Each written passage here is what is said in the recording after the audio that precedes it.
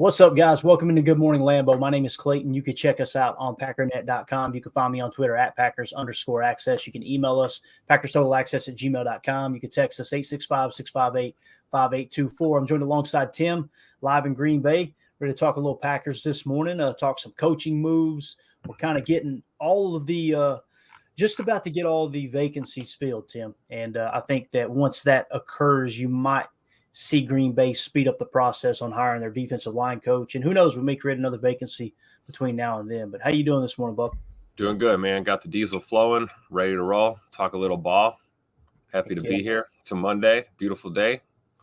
I know Donovan Schilling's with you. He said he's got his diesel ready to party this morning. Let's go, fam. Same here, man. Got the diesel cranked up. Matter of fact, let's just go ahead and hit it one time for the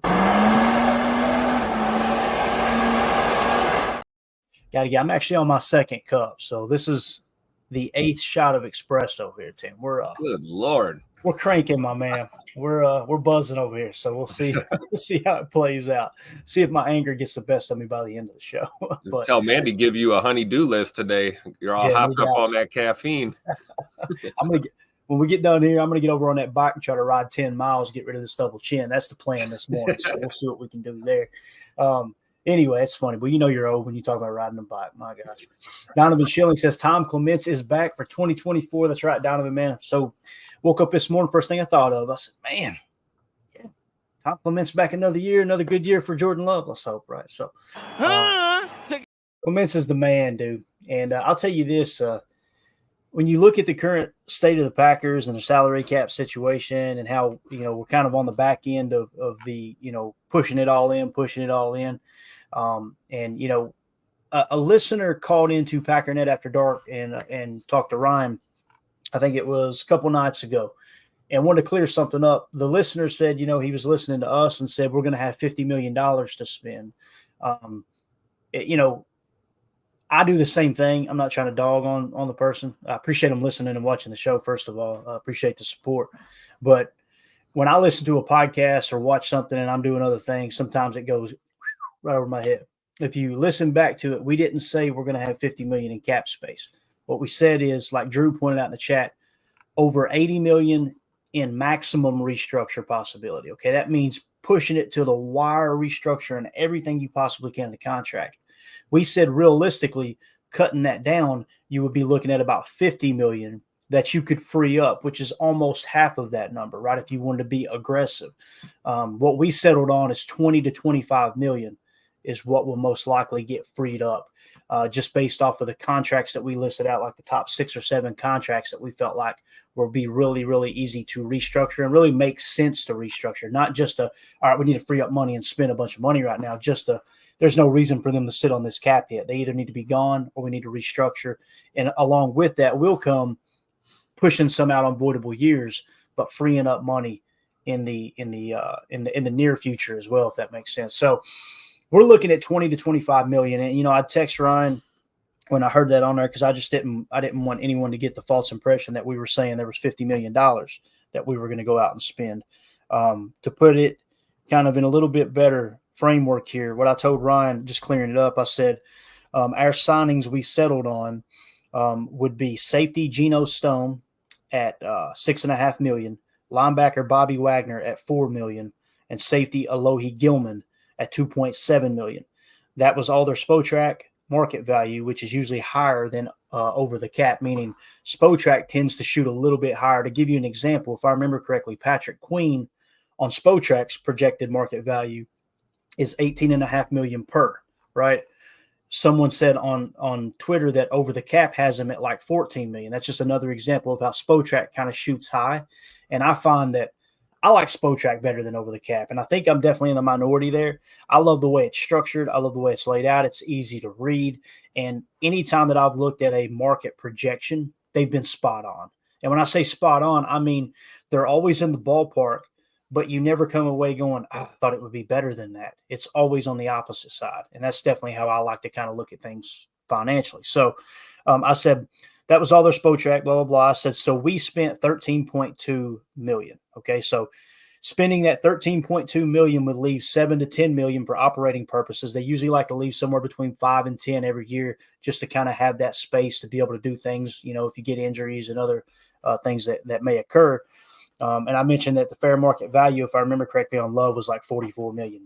So I did go on to say that if somehow, some way, Goody gets him locked up long term for $25 million, somewhere around $25 million, they should rename Kroll's West after Brian Goody and put a statue the size of Colossus of Rhodes out front of Lambeau with Goody. Because if I wouldn't be surprised if we come out and go, whoa, that was way under what we expected, because they're going to him early. That's the whole purpose of going to him early. They have the leverage, right?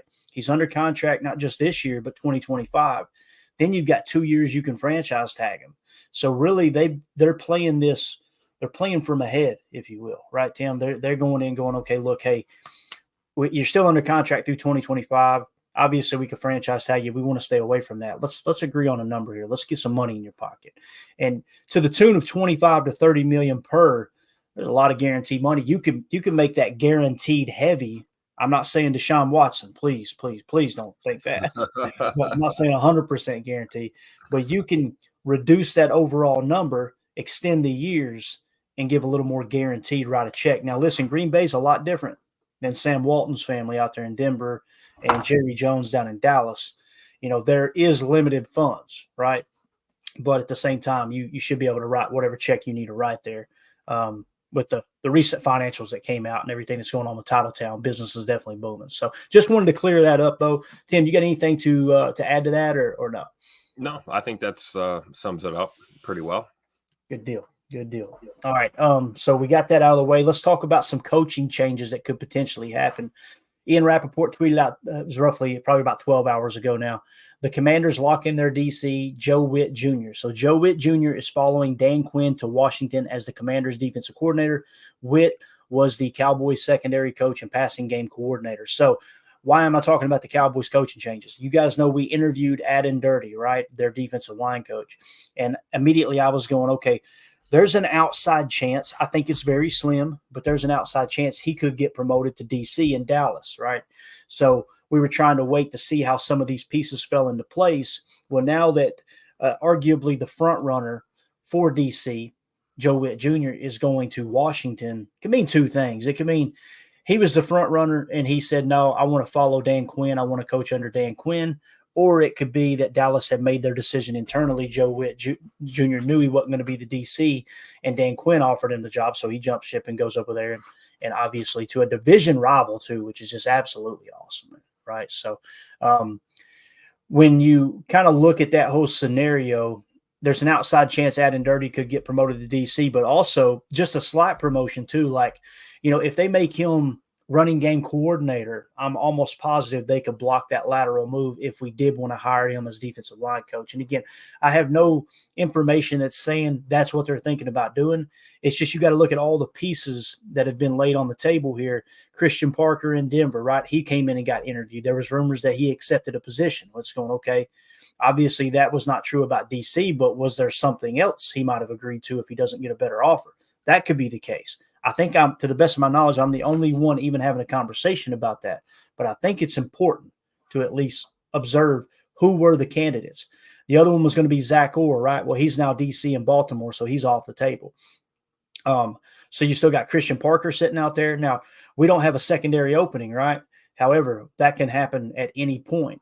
Now, like Drew pointed out, I think it's our DB's coach, Greg Williams, actually, I believe that's the same one, coached with Jeff Hafley in Cleveland way back in the day. So there's a chance there's ties there that he may stay put too. But nonetheless, you need a defensive line coach. And if you can go in and pry Adam Dirty away from Dallas, that might be a potential move to keep our eye on. So, and obviously the other candidate that seemed like they were really high on was Bobby Babich. He was promoted to DC in Buffalo. So that can't happen. So just wanted to kind of point that out, that some of the things that could, may or may not take place moving forward. Trying to put everything together. We mentioned the BC assistants. We won't go back through it again, but there's 2 or 3 different assistants with Boston College. There was co-defensive coordinators that could possibly get a job here, whether it's D-line coach, or just a defensive quality control coach too. That could be the case, right? So, anything there, Tim? Anything stick out to you?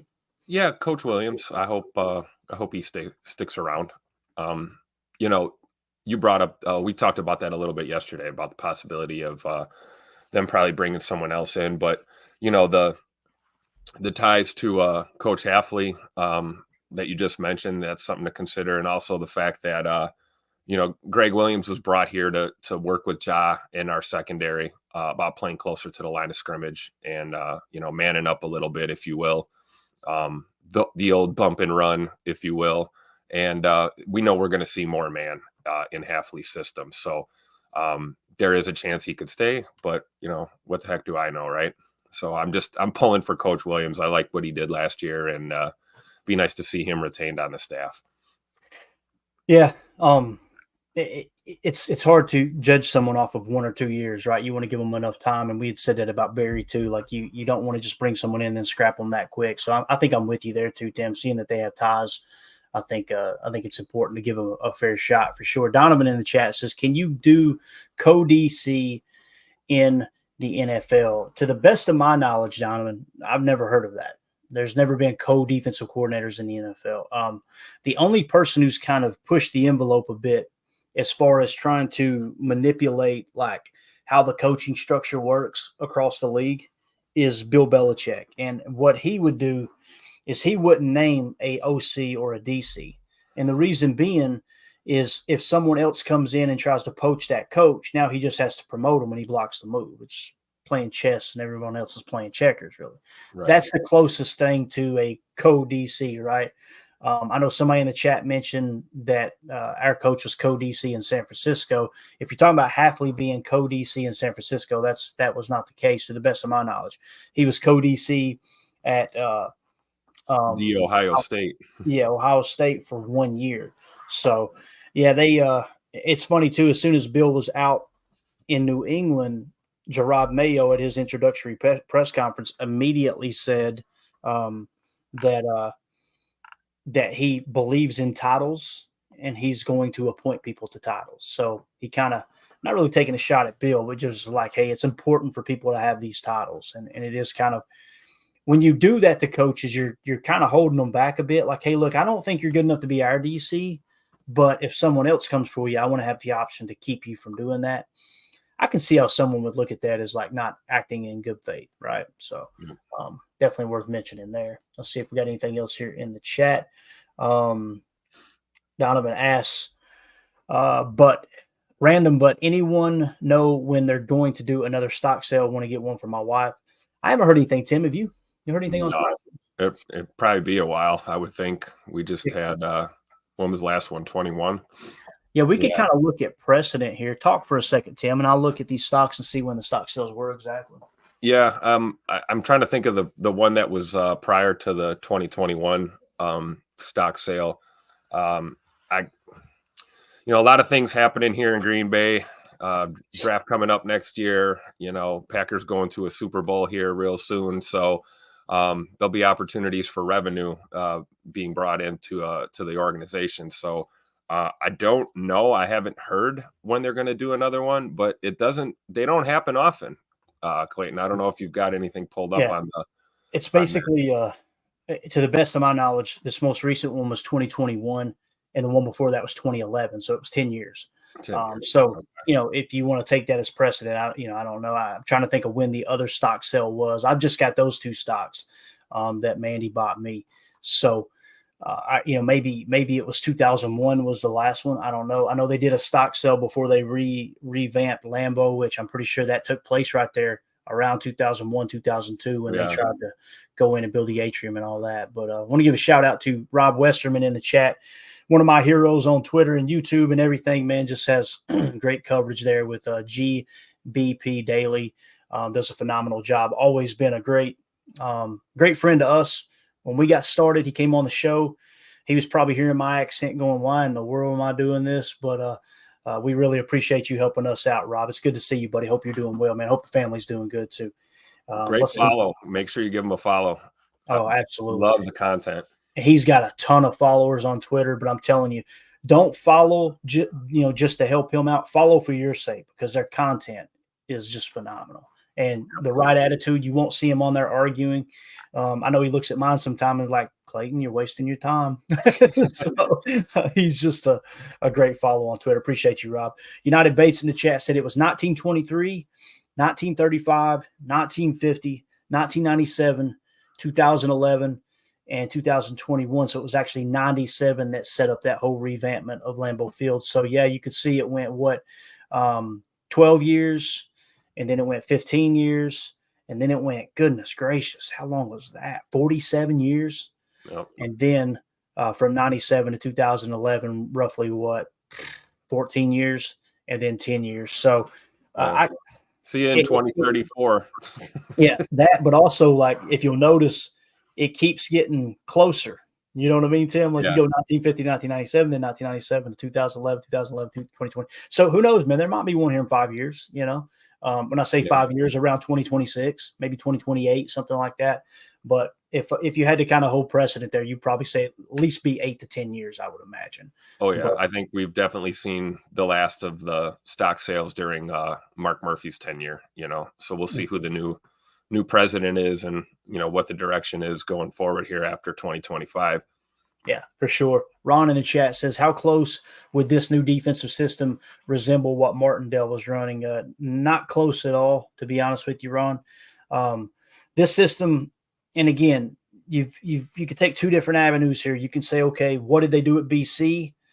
And you could say, what did they do in San Francisco when he was here way back in the day, right? Like in 2016, 2017, 2018, I think. And he was just a DB coach back then, but he's good friends with Robert Saleh, to the best of my knowledge. So probably going to get kind of that Robert Saleh approach more than anything would be a good guess. Now, he may come in and just completely blow everybody away, right? But we're going to hit on an article here that actually came in. To answer your question, Ron, I don't think it's nothing like what Martindale did. Martindale too, Martindale likes to paint. Everybody likes to paint this picture like Martindale was just so successful with his defense in New York, and you don't see him in the top 10 in scoring defense.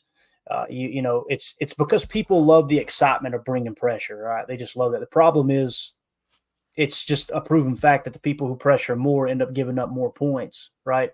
For the most part. There may be a few that are kind of scattered throughout, but Paul Brettel actually wrote an article. I shared it in here earlier. I know you guys can't click on the link, but if you go to packerswire.usa today, if you just go to my Twitter, you'll see it. I retweeted it earlier, but he did a pretty extensive breakdown for new defensive coordinator Jeff Hafley. It's a really good read. And there's some things in there that I agree with, some that I disagree with. Not saying, no, Paul, you're wrong. Just saying we have a differing opinion of which direction we think it's going to go, or at least swing that far in that direction. That's really the question, because you're going to be playing more man coverage. There's no doubt about that. But when we pull up the article here, I'm going to jump ahead to it, and then we'll come back to the coaching hire stuff. We were going to hit on that stuff first, but since he brought that up, let's just jump right in here. I'm going to read the article and try not to bore you too much with it, but give you kind of the gist of what it says.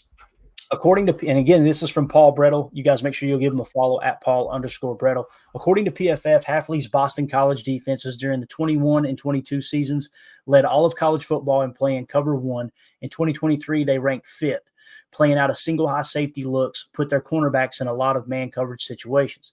Given who the Packers currently have at cornerback on the roster, that style better fits their personnel. At his best, Jair Alexander is one of the best cover corners in football. Eric Stokes and Carrington Valentine, meanwhile, spent the bulk of their college careers at Georgia and Kentucky, respectively, playing man coverage. With Carrington, there was 1 year he played a lot of zone, and that's actually the last year he was there. That's why he fell off in the draft a bit. So just a quick little nugget there. They did play man more the year before, but his last year in college, they shifted to a little more zone, and that's why he wasn't highlighted as much at Kentucky. So I think he said, quote, I think obviously he's worked in a lot of different systems. This is Brian Gutekunst talking on Hafley. He's very flexible that way. And again, as he gets to know our personnel more, and obviously he's been in college and working at Boston College the last 4 years, but as he gets to know our personnel, I think his thoughts will kind of work more towards exactly what he wants to do. So Brian kind of squashes that quick, right? Like, well, BC, you do things a little different. he's going to take a look at the personnel here and see how it, kind of comes into play. Quote, but our initial conversations, and obviously Matt had a lot more than I did, but just really excited about some of his thoughts and where he could take our roster.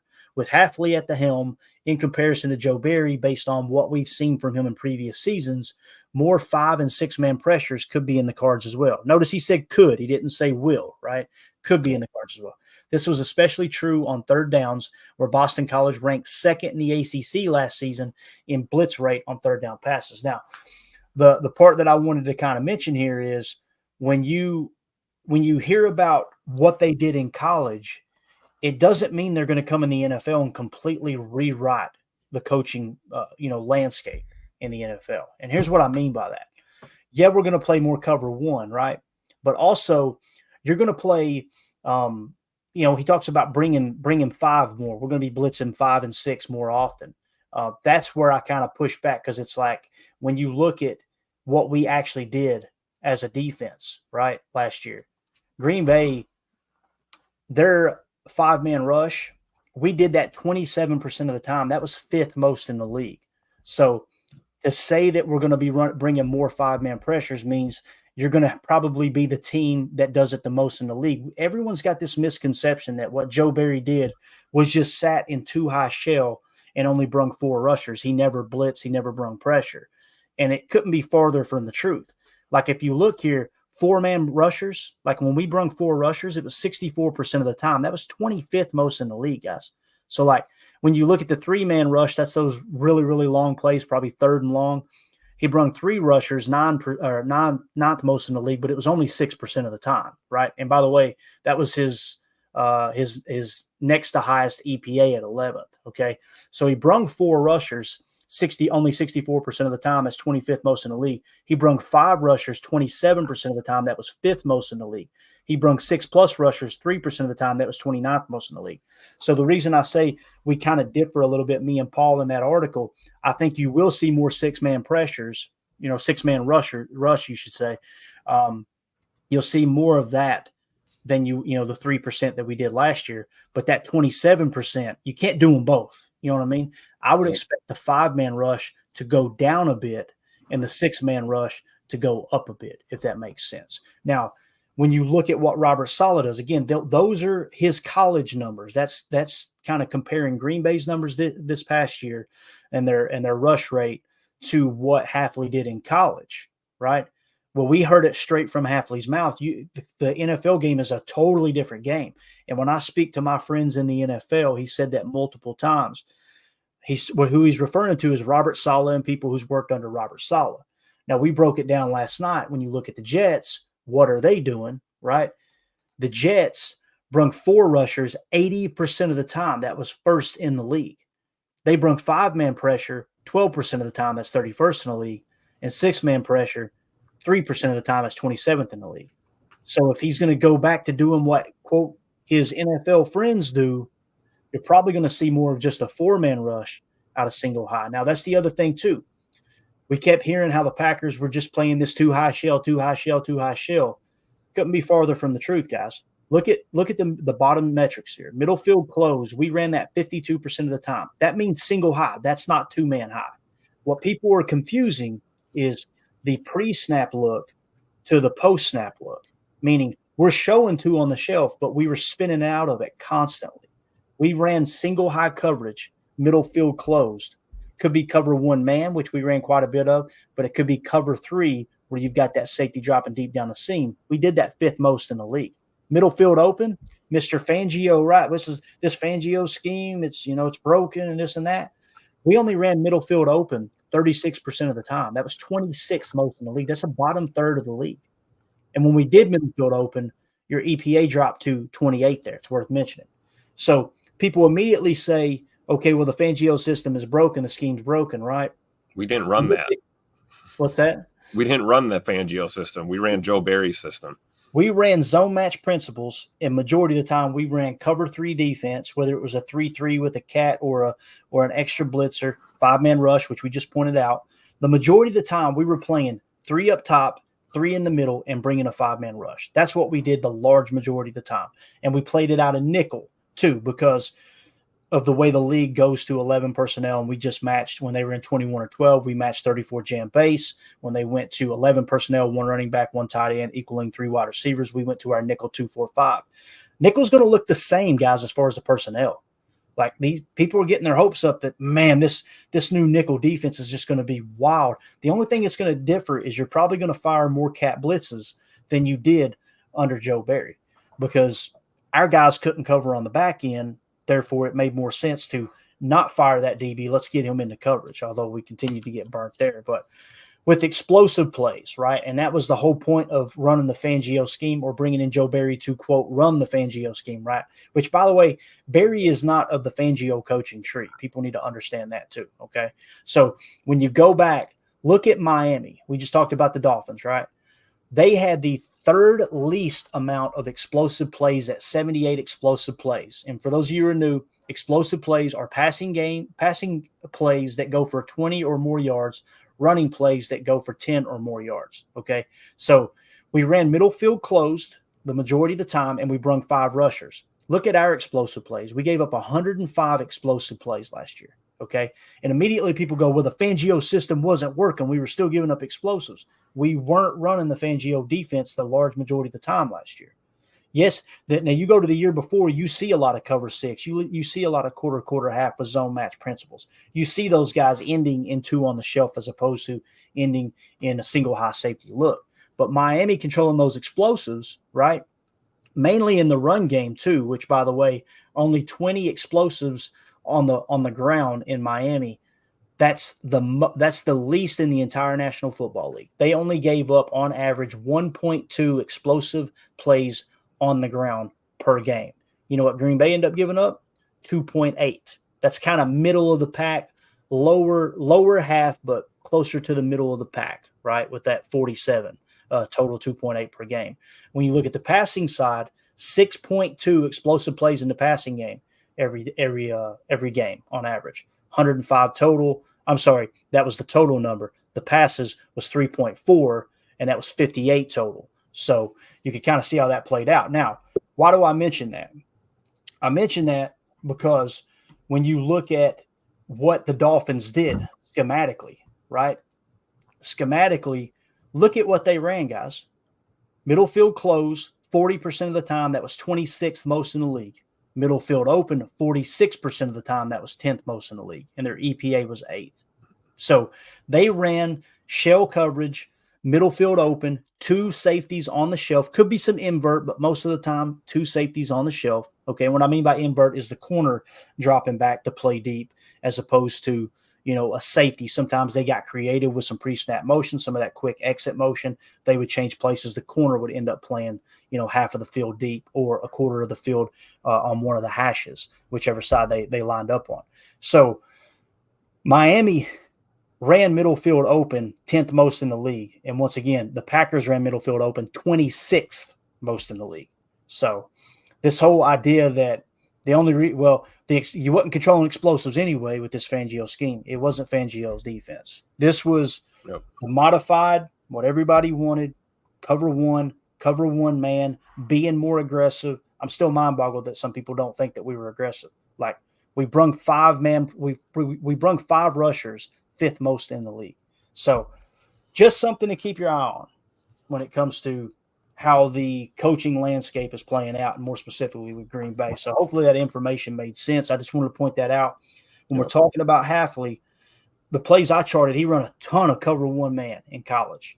But I think you're probably going to see a blend of what we did last year and what Robert Saleh's doing, which would actually equal less 5-man rushes, a few more 6-man rushes, but most of the time probably bringing a 4-man rush. We'll find out. And he may sit down with Matt too, and Matt may tell him, you know what, let's press into the Fangio style because we've really gotten away from it. That could be the case too, Yeah. So. And what he did at BC is not, that to think he's just going to come here and, run the defense like he did at BC is just, I don't think it's going to happen. I mean, and he spoke himself very candidly about, the game is different, right? The ball's always in the middle of the field in the National Football League, right? You got the hashes are closer together. It's different than the college game. But I think you're going to see versatility. He talked about being balanced. Yeah, we may see more man, but that doesn't mean it's going to be all the time. And here's the other thing, I'm a big fan of pressure, right? I mean, I love defense. We as fans want to see the quarterback being blitzed and, but here's the thing, you got to get home. And if you're not getting home, whether you're rushing 5, 6, whatever, you're running punt block, whatever you're doing, if those guys aren't getting home, you're going to get beat. You're going to get beat. If that ball gets out, you're going to get beat. You just don't have the personnel down the field to cover against the explosive.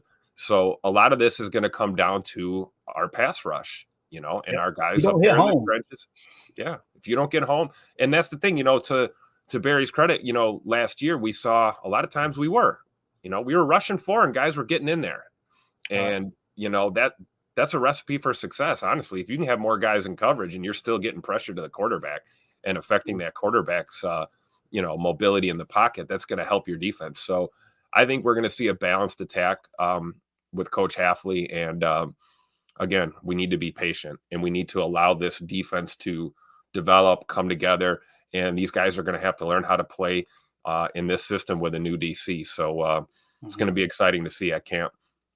Yeah, and I've spoke to a lot of people. Coach Haddad's one, spoke to several others, and the one common thread I keep coming away with is you're getting one hell of a DB coach, right? Yep. So let's hope that these DBs kind of return back to that whole, what they were before. As far as Jair Alexander grading out high, Savage grading out high, which Savage graded out a lot better there down the stretch. He ended up finishing at a 75 or whatever it was. So I don't know, it's going to be interesting to see. I just want to point out all of the different angles and how this may come into effect. Now, as far as the Ohio State talk, the fact that some people are trying to cling to 1 year at Ohio State where he was co-defensive coordinator, that's what this defense is going to look like. I challenge everyone to go watch that because what you'll see is the Chase Young show. It is just Chase Young sack, Chase Young sack, Chase Young. They were getting pressure on the quarterback in a split second. And to just look at that and go, yep, Jeff Halfley's a genius. I think he's a great coach. I think it's going to be a good hire. Me personally, I'm choosing to believe the glass is half full.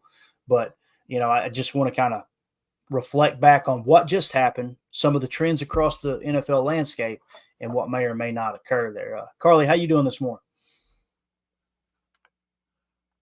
She said, I ain't got time to talk to y'all. No, sorry. I just had to get over it and unmute it. No, we're doing good. Trying to figure out why an outlet just stopped working. Tripped a breaker or something like that. But no, I'm doing good. How you guys doing? We're good. We're just sitting here trying to dissect some of these coaching numbers and having fun with it. Ron Sanville in the chat said, actually, my question was hopeful that it wasn't. Never been impressed by Martindale. Got you, Ron. I want to say I agree with you, Ron, that I'm not impressed with Martindale either. But people that I trust love him. Like Michael Lombardi is real big on Martindale, right?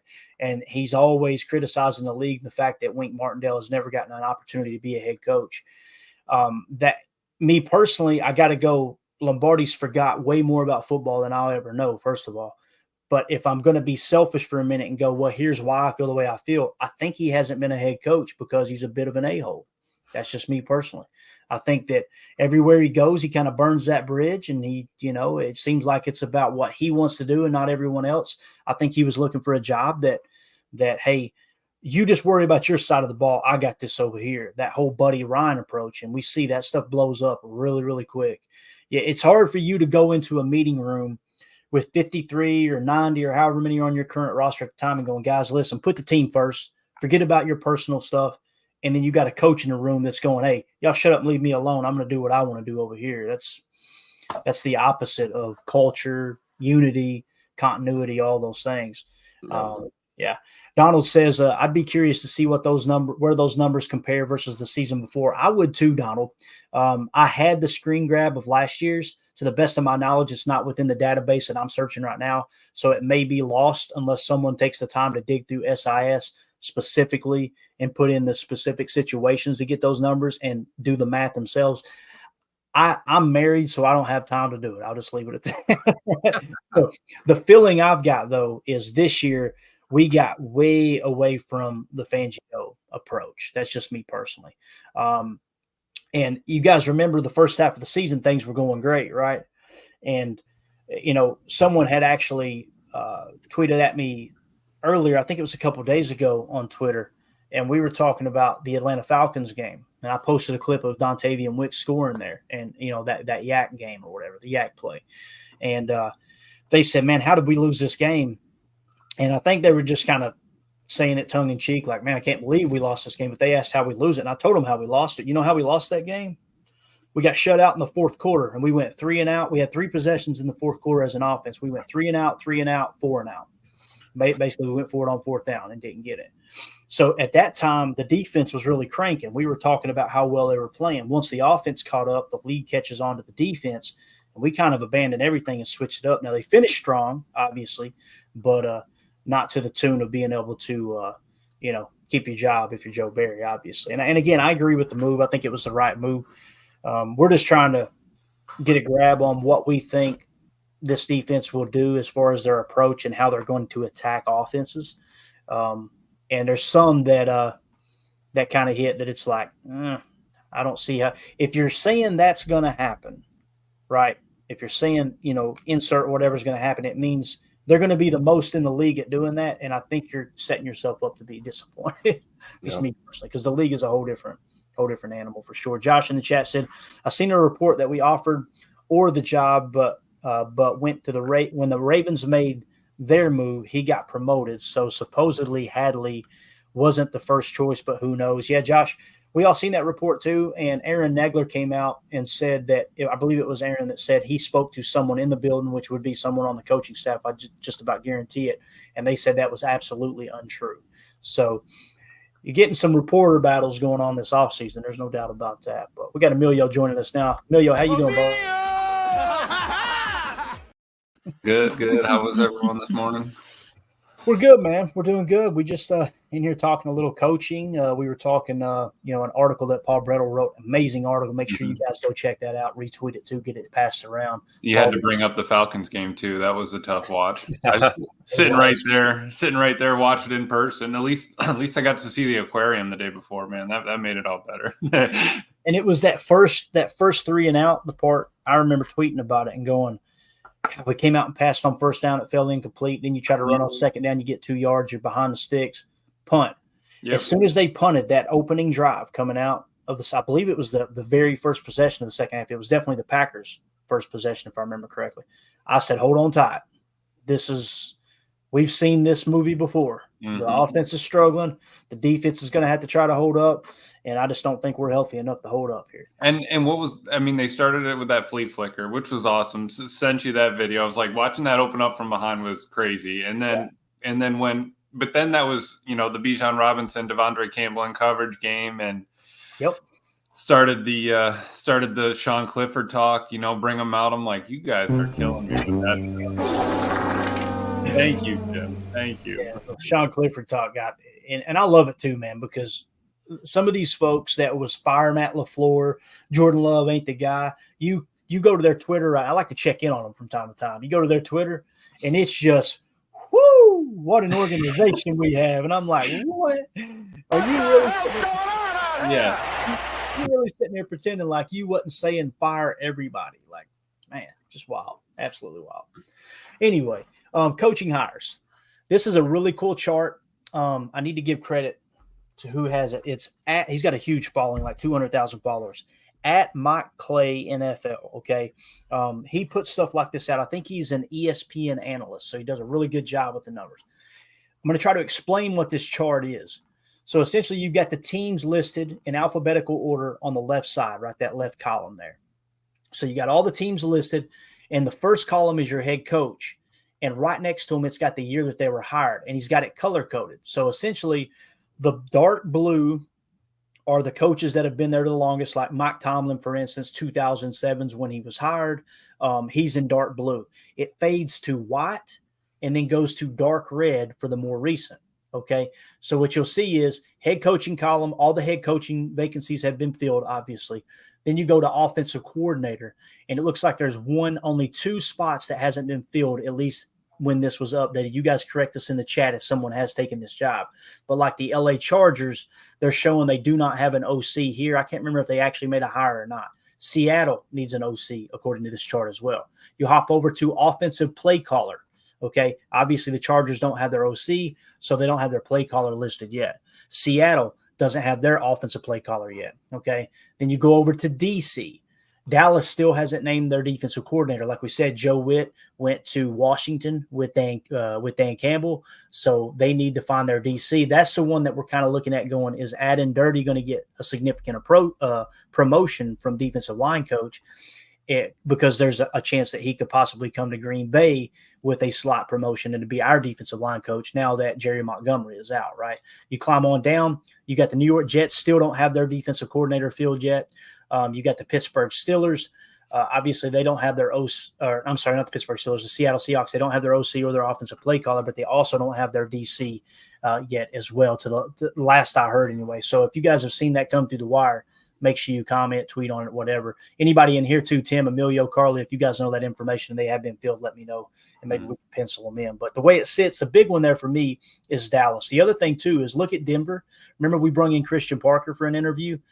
Denver, Vance Joseph's still in place. He didn't get a job anywhere, obviously. So he's still the DC, and Christian Parker is the DB coach. So the only way you could bring Christian Parker over is if you gave him a promotion to passing game coordinator, and that would mean that we would have to get rid of our boy Greg Williams, or at least demote him. I don't think that's going to happen.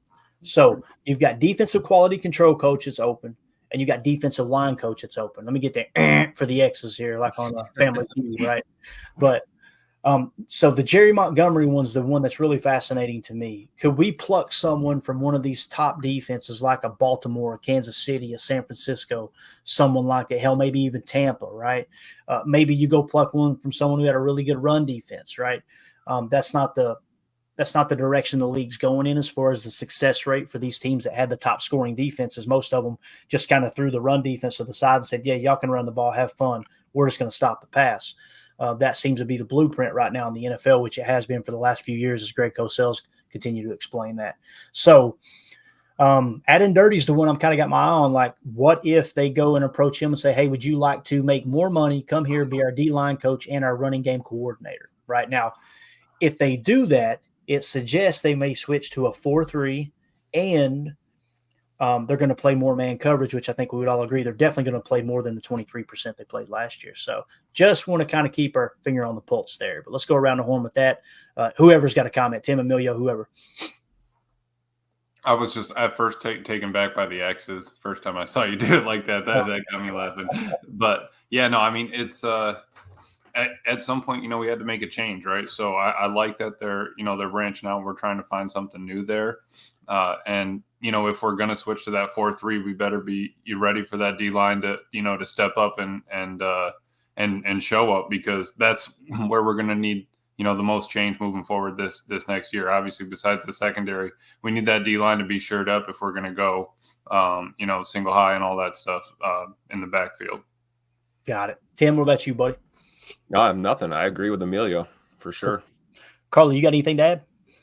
So with the Jerry Montgomery, like him being gone, it doesn't surprise me, just considering our running game defense, was booty cheeks. But I guess what I don't really understand is, in order to get somebody into that position, is it the same as with the other type of coaches where they have to be promoted from somewhere otherwise they can block it? Because what is under that? Like, that would be a promotion that would be able to handle that kind of role. Does that make sense? It does, yeah. And that's where the waters get a little bit muddy, because a coach can turn down a job and stay in the spot, right? It's just, if a coach wants to take a job somewhere else and it's a lateral move, then their current organization can block it. Okay, so they can go to them and go, hey, look, I want out. I want to go over here. And they can go, no, we're not letting you because it's a lateral move.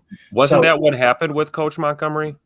Because I saw conflicting reports. I don't know if he was outright let go. I thought he decided to, he wanted to interview for some other jobs, and the Packers just didn't block it.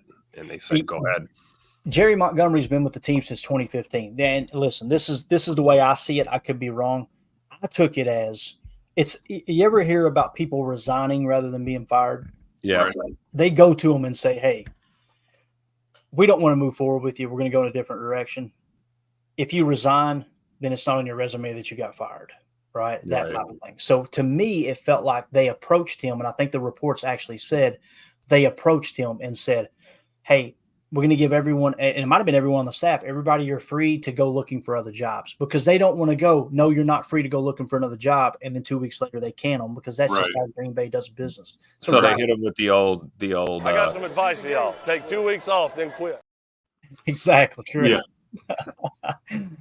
So to answer your question, Carly, as far as it being, it has to be a promotion or what have you. Let's say that Matt LaFleur goes to Add and Dirty and says, hey, listen, we want you to be our D-line coach, okay? And let's say he wants to go. I'm pretty sure Dallas can block it, because it would be a lateral move. Now, again, the water gets a little bit muddied on the lower position groups. It could be that teams really don't care that much. It could be that there's actually rules in place or may not be in place for the position coaches, the same as the coordinators. Every rule that's created across the NFL is you're trying to create a higher level of competition parity, if you will, right? Where it's going to be hard for teams to just run away and be so much better than the other teams, like you see in baseball for a long time, right? So that's another rule they've got in place. Now, if they went to him and said, Adam, we want to give you more money. What are you making at Dallas? Okay. Remember, they requested to talk to him, right? And teams can decline that request until a certain time or until a team shows, hey, this is going to be a promotion. To the best of my knowledge, Dallas did not decline that offer. And again, we may be wasting our time even talking about this, but I think it's important to do these little exercises so we'll come away from this, whether the Packers actually go after Add and Dirty or not, we'll come away and go, all right, we understand how that works now, at least, right? That's the goal. Right. But if they go to him and say, we'll give you more money to be our D-line coach, and he goes to Jerry Jones and says, hey, Jerry, I need more money. And Jerry goes, well, we're not going to give you more money. Okay. They could also, I'm pretty sure they can't block that, because obviously that would be a technical promotion or whatever, right? You can't hold someone back from making more money somewhere else. Right. Okay. When it comes to the coaching ranks. But also, he's just the D-line coach down there. I don't believe he has the title of running game coordinator. That's where the water gets muddy too, because passing game coordinator is considered one step down from DC. Running game coordinator is considered one step down from passing game coordinator, is the way I've seen the pecking order across the league. So hopefully that makes sense. Carly, if they wanted him, thank you. If they wanted him, they could go and say, we want to promote you. We want to bring you over to D-line coach and running game coordinator. Now he could go back to Dallas, and Dallas said, well, okay, we'll pay you more money to stay here. Why would he not? His family's there. He'd probably do that, right? He may even be willing to stay in Dallas for less money. That's what you've seen with Ben Johnson in Detroit, being their OC. He got offered. He was actually interviewing, I think, for the head coaching job right out in Seattle or whatever it was, and Washington too, and he withdrew his name again. And I don't understand the people that are raking him over the coals for that. I think it's pretty freaking cool that someone's willing to turn down a promotion and more money to go back and try to win a Super Bowl. That means a lot to me. Like that's what you're looking for in someone in your organization, that winning is the most important thing. So now it could be a case too, kind of like the whole resignation conversation we just had, that he goes into Seattle, they interview and they go, yeah, we're not going to go in this direction. And they could say, we don't want to hurt you here, so we're not going to say that. Why don't you just withdraw your name? That could have happened too, right? So the other thing too, with the defensive quality control coach here, Justin Hood, like we mentioned, I think there's a good chance that one of his top assistants, maybe top two assistants, Jeff Hafley's at Boston College, that would be a good spot for him to bring one of those guys up and let him be a defensive quality control coach to get get kind of his start in the league, if you will. Now, one of those guys may get promoted too. Last I heard, Billy O'Brien, the OC in New England last year, was the front runner to be the head coach in Boston College this year. So I'm not sure how all that'll shake out, obviously. But anything else anybody want to hit on here? Carl, you got any more questions, comments, anybody at all? If not, we'll move on here. No, not about this. I would keep my eye on Wendell Davis there for a possible, you never know. There could be a move up for him as well. Right. Sure. To create room, like you said, for some more of Coach Hafley's staff to possibly come in. Now, Carly, you said not on this. Did you have a question about something else? Oh, no, I'm good. Okay, cool. Good deal. Let's go to the chat real quick. Maki says, any truth to the reports that Clayton turned down the DC position at the Pack, said he was their number one choice. Now there's, You sure about that? They're going to have a translator in there, Housecat. They said that they didn't have money on the payroll to have someone come in and translate my lingo to normal human beings that speak English on a third grade level. But Donovan says, yeah, Mikey. He said he was waiting for the Bears position, LOL. Well, I'm telling you, I already deleted it, but that Mark Murphy, my God, man. Oh, yeah, that was great. Day one, Clayton walks into the meeting room like, I tried this one chili and it set my mouth on fire, and I had to drink a 2-liter of Mountain Dew. I can only imagine. Oh my God! I'll tell you what. I know I'm going to screw the name up. Let's ask Carly. Carly, how would you pronounce this name? The YouTube member or the YouTube person? That's correct. Yes. Amuoni. Amwani. All right. Amwani. Amuoni. Yeah. Yeah. Amwani reports that Mr. I Do This for a Living says that Jason no, Rebovich has gotten some kind of promotion. Oh, so there may be truth to that, right? There probably is, to be honest with you. He says Bukowski reported that Jason Rebovich has gotten some kind of promotion. We need to do some searching there. Let's see if we can comb through. It's funny because I said that yesterday. You sure did. That maybe Rebovich would be in line for a possible promotion. So hopefully that's true. Hopefully there's truth to that. So pass rush specialist Jason Rebovich, obviously. Okay. What if he gets promoted to defensive line coach? Right. I'm going to tell you, if that happens, gang, you can pretty much put a pin in it that we're going to a 4-3. Right. We're just going to go ahead and make that shift to 4-3, because what that's saying is, he was the pass rush specialist. He worked with the edges, but he also worked with the interior defensive line too, I'm sure. Like, obviously it's in the title, pass rush specialist. So he would get promoted to D-line / running game coordinator. Maybe he's a running game coordinator. I don't know. But then you would bring in another pass rush specialist, or maybe just a second defensive line coach. I think there's a lot more freedom with these positions than we all understand. I'm sure it's buried in the NFL rule book somewhere on exactly how they have to approach this. But that's cool. We need to find out if that's true or not, if those reports are true. Again, there's still multiple angles that the Packers could take to fill these positions. It's going to be exciting to see how it all unfolds, for sure. I don't see Peter Bukowski just running with that if there's no validity to it, though. I don't either. So there's got to be some truth in there. Yeah, and listen, I know a lot of people prefer not to listen to his podcast, and we hear about it a lot. I'll just say that me and Bukowski had a run in as soon as I got on Twitter. And it was right out of the gate. I'm like, all right, this was fun. This lasted long. Ryan's going to kick me out of the network. We'll just go a different route here. But I just can't stand when someone tries to talk down to a fan, especially one that's trying to understand the game. And, my whole approach was just like, bro, who the hell are you? Who do you think you are? Telling a fan they don't know what they're talking about. It blew me away. Anyway, let's don't get into it. Here we are getting into it. But let's see. All right. When it comes to that rumor, has anybody found anything yet? Let's all go search real quick and just type in Jason Rebovich, because I would like to know if there's any truth to that. In the meantime, I'm going to pull up this other chart that at Mike Clay NFL also put out. This is every unrestricted free agent this year. I mean, look at the time it took to do this. Holy cow. Yeah. And I imagine what he's going to probably do is update it as they go along. So that would be really cool. As these guys sign, you'll kind of see, okay, who's left, who isn't.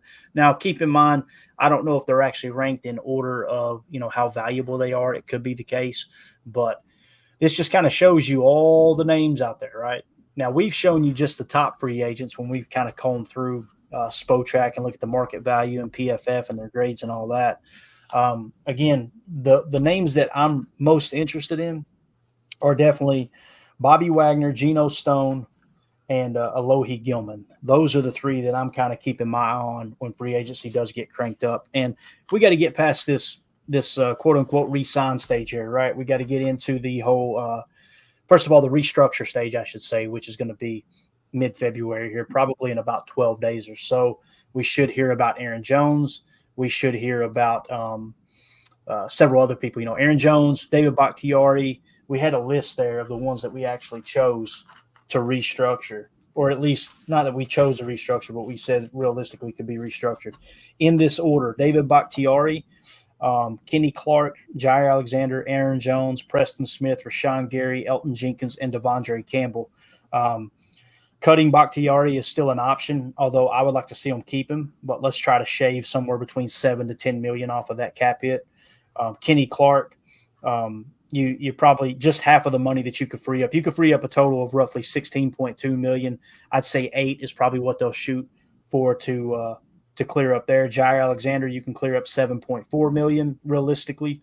Aaron Jones, $5.6 million realistically. Preston Smith, 5.9, Rashawn Gary, 4.1, Elton Jenkins, 4.5, and Devondre Campbell, $5 million flat. Now, that's the number we came up with, the 50.9. The max was $85 million. Again, we're not saying that they're going to free up $50 million and have that money to spend. Thinking probably somewhere between 20 to 25 million would be a good ballpark guesstimate there. Anybody found anything on Rebrovich yet? I found Peter's tweet. He just basically said with Rebrovich's elevation from pass rush specialist, the Packers will be looking to hire his replacement. So it's not really saying where he's gone to. Right. Yeah, because this is what I got from Acme, Tim, was it said earlier, Peter said, pass rush specialist Jason, who previously held title of outside linebacker coach, would have an elevated role on Hafley's staff. Like that's all I'm saying. He was reported, or he was promoted to pass rush specialist last year. So there's no specifics. He's just saying he's going to have an elevated role, but nothing clear. And everybody else is just sourcing Bukowski. So there's nothing other than him. It seems it originated from him. Got it. Cool. Appreciate that. Well, yeah, it's weird that it wouldn't be updated on the site. Usually they're pretty open about that stuff. Mm-hmm. When you say he's elevated, it's like, what the hell? They give him a taller seat? What'd they do? Like, I'm confused here. Like, usually it's he was elevated from this to that, right? Mm-hmm. And usually the site will reflect it fairly quick. Packers do a pretty good job with that. I see some, you comb through their homepage or whatever and look at their staff, and it's like, that dude was gone last year. What are they doing? Yeah. So you got to be careful with some of the information you get there. But with him being elevated, on the surface, it sounds like they were trying to block him from going somewhere else and do it in a way like, hey, look, we want to reward you because you've done a good job. I'm just wondering what that might be, man. Mm-hmm. Well, that's we see that with news a lot, though, right? It'll break on Twitter. Somebody, hears something, they're plugged in, and they can't really say anything officially because the team hasn't said anything officially. So we kind of hear. So I'd be, set your alerts. Let's keep our eyes on the news feed the next, 24 to 48 hours here, see what changes. Mm-hmm. Yeah. So I tell you what, it could be too, possibly a pay increase. Yeah. Could be That's something an elevation, right? Yeah. Elevate your bank account. It's, hey, here's more money, and there's going to be more responsibility come with it. We want you to get more involved with maybe the defensive line, not necessarily a defensive line coach, but more involved. If that information came out about the same time that Jerry Montgomery was kind of let go, that makes sense, right? Like he's going to play more of a role there. Because when you hear a pass rush specialist, you think he's working with the edges, right? When you hear defensive line coach, he's working with the big boys in the middle. That's all 34 terminology. When we go 4-3, I could see it kind of getting narrowed into the same type of title, if you will. But I think it's highly unlikely that Adam Dirty will be here.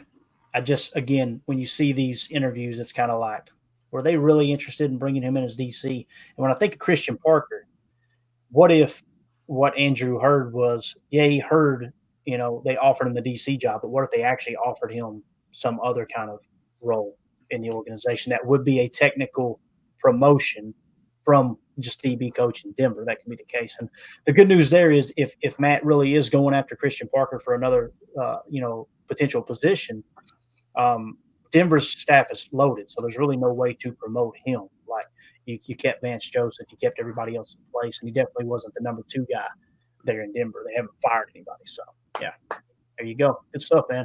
Appreciate y'all coming through and trying to find more information on it. That's something to keep our eye on. Maybe I put a blue question mark over Rebrovich's face. Should I do that instead of there you go. Or an arrow pointing up for elevation. Have the whole trending mark. Yeah. Let's go around the horn. Let's start with Carly. Carly, you got anything that you want to hit on? Any thoughts, comments, questions, anything like that before we wrap up? We're at the 59-minute mark here.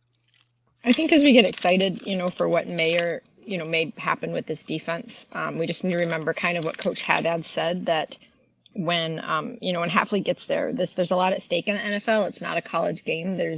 Everybody is at an elite level, and it's very likely that Hafley's going to chill out a little bit and kind of learn the ropes, and it might take him a while to figure things out. So I think we should just be not too quick to to judge him when he comes in, or make all these predictions that may or may not be true as he gets in and learns the people and learns the scheme that's going to work best. I want us to give him some time.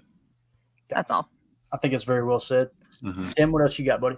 I agree with Carly, and always remember that no matter what happens, things could be a lot worse. I could be a Bears fan. Exactly. Might be the best Jair sound drop ever, bro. Things could be worse. Could be a Bears fan. Uh-huh. Go ahead, Emilio. What you got, buddy? Yeah, no, I think that's a great point. We're not going to really know what this team is until beyond, preseason. They're going to be pretty generic there. So by the time we get first, second week, third week, I think we're going to really see what this defense is. I'm just kind of excited to see what they declare it as. Like looking at that chart you had with all the other teams, I know we were 3-4. He could keep it 3-4, and we could just be multiple. We could be a nickel most of the time. So I want to see what they declare it as, and then we can kind of go from there. And I think we can sort of branch out a little bit more. But looking at it, we were split, 2-2 with Minnesota and us running 3-4, and then Chicago and Detroit running 4-3. And that was the first reason why we changed in the first place back in like 08 or whatever. We switched to the 3-4 was to try to catch the other teams off and all that. So I don't know. I'm just excited to see where it all leads to. It's something new, and the team is they're improving, man. Yeah. What I want is for everyone to get on board, and let's try to support this guy. Let's don't turn this into Joe Barry 2.0 where we're trying to judge, every little thing. Give him time. When you look at it at the end of the day, the National Football League, obviously it's a result-driven business, right? And if he comes in and he does great, awesome. If he doesn't, then you got to find the guy, right? The fact of the matter is, points per play last year, Green Bay finished 12th at .334, okay? They were in the top 10 pretty much the entire season in points per game and points per play. That's the overall goal, right, is to keep the other team from scoring points. If he comes in and that number raises and we're 16th, 17th, 20th in points per game, it's probably going to get loud pretty quick, right? And it's going to be Matt LaFleur screwed up another hire. Let's just give him a little bit of time. Yeah, I was just going to ask you. So off the cuff, what would be your time frame you're giving him, and what is the average fan going to give Jeff Hafley? Well, the average fan's going to give him 45 seconds. He's going to give him a half. The average fan's going to give him a half. First week, halfway in, if we're down 3 touchdowns, it's a wrap. Get rid of him. He's gone. And this is why, like, the worst thing you can do, even if you break it down to on the field play, like when you hear people say seeing ghosts, when they talk about a quarterback seeing a ghost, what that is he came to the line, both pre-snap and then post-snap. He thought he seen something that he didn't. They sugared him one direction. He dropped back. The play that was called, the progression that was called, whether it was pick a half or just 1, 2, 3, 4 check, it would have worked if you hadn't in your mind thought you seen something that you didn't. You look at what Fangio did in Miami with the explosives. That was the goal, right? Well, by this past year, we completely changed the defense to where we're just going middle field close, middle field close, middle field close, and the explosives blew up. I'm the boring fan that says you got to give it time to take. The players have got to kind of embed themselves into this too. And I know there's people going, well, he had 3 years. I completely agree. He didn't have 3 years doing what he was brought here to do. He had 3 years of this constant, we need to have Jair following somebody. We need to do this. We need to do that. And you just seen it was just constant. It was attempt at evolution. You've seen in the first half of the year, the defense played pretty darn good. And by the second half, really the Giants game is when things went haywire. And that's when you see Rashawn Gary's sack numbers go down. They had to adjust in the last third of the season, really the last quarter of the season, and it's why the defense got better.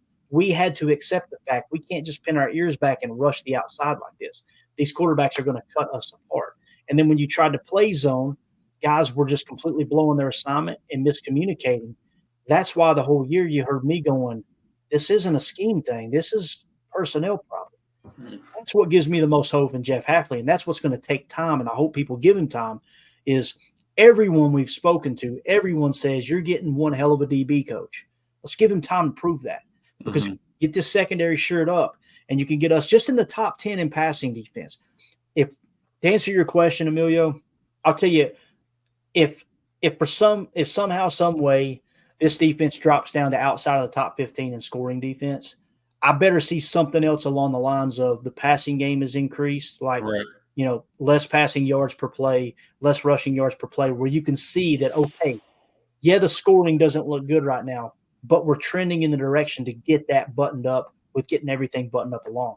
If we come out and we continue to struggle against the pass, we continue to struggle against the run, and the points per game goes down, I'm not going to be fake and defend the move. I'm going to be, hey, guys, we just got worse. Right. Yeah, I was going to say, I'll give them 4 games to, hammer everything out, try to clean it up. By week 11, we kind of need to see where this team is at. By week 10, week 11, if there's a bye week, if not, I mean, that we need to kind of know where this defense is going to be and where they're looking to go moving forward. Obviously, we have no idea who's going to be out there, but there's got to be some sort of improvement somewhere, like you said, rather than we can't just flatline or we can't just, fall right down the hill. Right. And I'm willing to go a little longer. I'm willing to look at it like we looked at Jay Love last year. We wanted to know, after a full year, is this the dude? That's my attitude with this defense. Right. We need to see a full season. And if we go 9-8 again, it happens. Yep. Right. And then, what you guys are right, though. What we don't want to see is a glaring regression or a defense that's getting lit up. That's going to be blatantly obvious. But even if that happens, if you're 4 to 6, 7 games into a season, you have to give them time to turn it around. Right. And you're really not going to get a whole look until you look at an entire season. I've said it before. I'll say it again. I'm not a fan of, changing DCs every 2 to 3, 4 years while simultaneously complaining about a lack of consistency on defense. So you've got to give, Coach Hafley some time to, get this program where he wants it to be and what his vision is for this defense. So I'm willing to go at least one season, personally. Yeah, I think you got to give him a full season, figure out what we got, and then really I would say more of a season and a half. If this defense takes a step backwards, and then we get halfway through next season and they're still not within the top 10 of being a top 10 defense, then that's the 4th DC in a row that we've been like, it's the DC's fault. It's the DC's fault. Maybe it's something deeper. Again, maybe it's how we draft on defense. That could be the case. I don't know. But I think it's fascinating conversation. Again, I want, let's just all get on board. That's what I'm going to do. You can hate on them if you want, whoever's listening out there. I'm gonna choose to look at it with the glass half full, the same way I did with Joe Barry, and try to point out, like, hey, here's what's going right. How do we build off of that? You can't do that when you got #fire Dom Capers, #fire Mike Pettin, #fire Joe Barry going off on Twitter every 2 minutes, right? So, yeah. Anyway, there you go. That was a fun episode, though, man. We covered a lot. We're going to get into Arnie Herber a little bit. I'm not going to play the video. We'll probably get a copyright strike, although I was prepared to do it if we didn't have much content. You got to pick your shots. You know what I mean, boys? But we mentioned Arnie Herber last night. We'll end with this. It was true. I was thinking, I think he was a custodian or something, right? Well, nice. You see it here. Arnold Charles Herber. What a strong name. Was an American professional football player who was a quarterback in the National Football League for 13 seasons, primarily with the Green Bay Packers. During his Packers tenure from 1930 to 40, he led the league in passing yards and touchdowns 3 times and won 4 NFL championship games. Herber retired after 11 seasons in Green Bay, but returned in 1944 with the Giants, where he played the final 2 seasons. He was inducted into the Pro Football Hall of Fame in 1966. Some people are going, who cares, Clayton? This is the story I was talking about. He was born in Green Bay, Wisconsin. Herber was a Packers fan from a young age. So keep in mind, he grew up watching Curly Lambeau and his hometown Packers, right? He starred at local Green Bay West High School in football and basketball. He played 2 years of college football on the freshman team at the University of Wisconsin-Madison and spent his sophomore season at Regis College in Denver. which dropped football after the 1929 season. So they completely do away with football program. Arnie Herber went back to Green Bay and worked in the clubhouse as a handyman. He got a job with the Green Bay Packers as a handyman. Smart. And Coach Curly Lambeau gave Herber a tryout, and Herber at the age of 20 joined a team that was currently dominating the NFL. Now, you're saying, okay, he was in the Hall of Fame. What all did he do? Look at these accolades, guys. Pro Football Hall of Fame induction. Look at all the numbers he wore. He wore 12, 26, 41, 16, 45, 38, 19, 20. I love it. As far as the accolades, 4-time NFL champion, first-team All-Pro in 1932, 2-time second-team All-Pro 1935 and 36, NFL All-Star in 1939, 3-time passing yards leader in 32, 34, and 36, 3-time passing touchdowns leader 32, 34, 36, and NFL passer rating leader in 1936, NFL completion percentage leader 1936, NFL 1930s All-Decade Team, and then Green Bay Packers Hall of Fame, and obviously Pro Football Hall of Fame. To hell with the copyright. We're going to play the video. Here we go. He had that eye for talent. He just knew what he was looking for in a player. He built championship teams here with total free agency. Throughout the entire decade of the 20s into the 30s, there was no college draft. So it was very important which players you could lure to play in your team. One such player, Arnie Herber. Considered one of the greatest long passers of all time. His fingers were short and stubby, so he couldn't grip the football the way a normal quarterback would. First passer in the history of the league to pass for 1,000 yards. Green Bay native. Pro Football Hall of Famer. As far as throwing the long pass, 50, 60, 70 yards. And a competitor from the word go.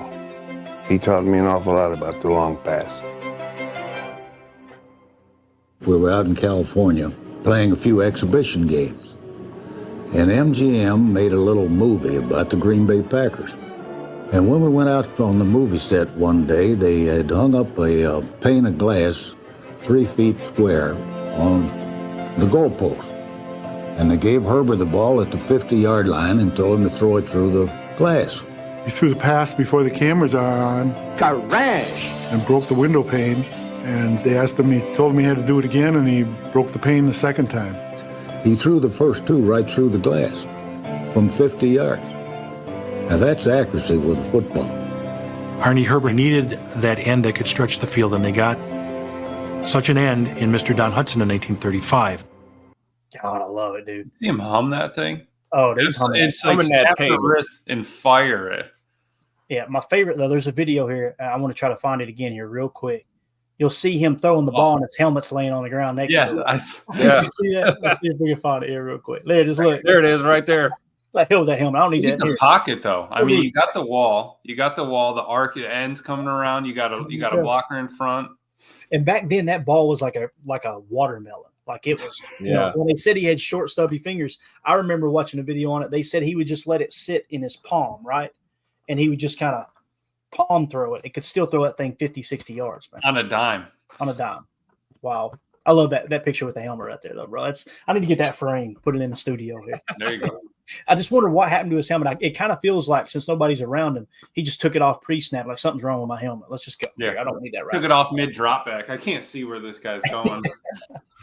I love it, man. Absolutely love it. So that song is going to be copyright strike. Hopefully the channel doesn't get taken down. They can have the money. They can have our $1.75 from ad revenue. It's yours. Buy yourself something nice. Buy yourself another one of them shirts type thing. So, Emilio, Tim, appreciate y'all hanging out with us, buddy. Damn, hour and 14. We did good, man. This was fun. We covered a lot of stuff. I want to thank everybody for hanging out with us in the chat. We'll see you guys tonight for PTA Live. Unless something changes, I'll let you guys know if something does change. But, yeah, y'all have a great day. This has been Good Morning Lambeau. For those of you listening on the pod, thank you for making us a part of your day. As always, let's go out and be the change we want to see in the world. And go Pack, go.